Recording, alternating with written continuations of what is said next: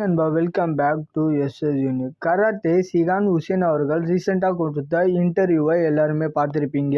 அதாவது எனக்கு blood cancer இருக்கு, நான் சீக்கிரமாவே இறக்க போறேன், அண்ட் அதுக்கு முன்னாடி தளபதி என்ன பார்த்தாருன்னா நல்லா இருக்கும் அப்படின்ற மாதிரி பேசியிருந்தாரு.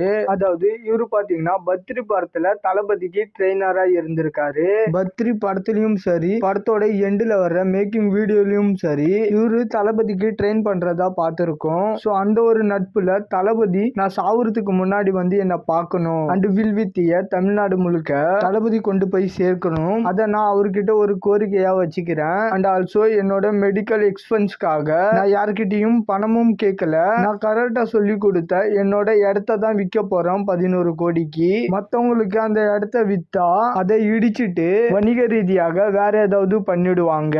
ஸோ அதனால என்கிட்ட கரெக்டா கத்துக்கிட்ட பவன் கல்யாண் அதை வாங்கிட்டா நல்லா இருக்கும் அப்படின்ற மாதிரி பவன் கல்யாண் அவர்களுக்கும் ஒரு கோரிக்கை வச்சிருக்காரு. அண்ட் இவரு குக் பண்ற மாதிரியான டிவி ப்ரோக்ராமும் பயங்கர ஃபேமஸ். ஐ திங்க் மாஸ்டர் படத்திலேயே இவரோட ப்ரோக்ராம் தளபதி பாக்குற மாதிரி தான் வச்சிருப்பாங்கன்னு நினைக்கிறேன். அண்ட் சில நாட்கள்ல சாக போறேன் அப்படின்றது தெரிஞ்சும் பயங்கர கான்பிடென்ட்டா ஜாலியா பேசுறாரு. ஸோ அதை பார்க்கும்போது எப்படி இவ்வளவு தைரியமா இருக்காரு அப்படின்னு ஆச்சரியமா இருக்கு. அண்ட் இவரோட ரிக்வெஸ்டை ஏத்து தளபதி போயிட்டு பார்த்தாருன்னா நல்லா இருக்கும். அதுவும் இவரு பண உதவி அந்த மாதிரி எதுவுமே கேட்கல, அண்ட் கேட்டா கூட தளபதியால பண்ண முடியும். ஸோ ஹோப்ஃபுல்லி தளபதி இவரை சீக்கிரமா மீட் பண்ணா நல்லா இருக்கும். அட்லீஸ்ட் போன்லயாவது கான்டாக்ட் பண்ணி பேசலாம். அண்ட் இவரு குணமாவதுக்கு 1% ஆகுது வாய்ப்பு இருக்கான்னு தெரியல. அப்படி சான்ஸ் இருந்தா இவரு குணமாகி வரணும்னு சொல்லிட்டு கடவுளை வேண்டிக்கலாம். இதோட வீடியோ முடிச்சுக்கிறேன். ஓகே, பாய்.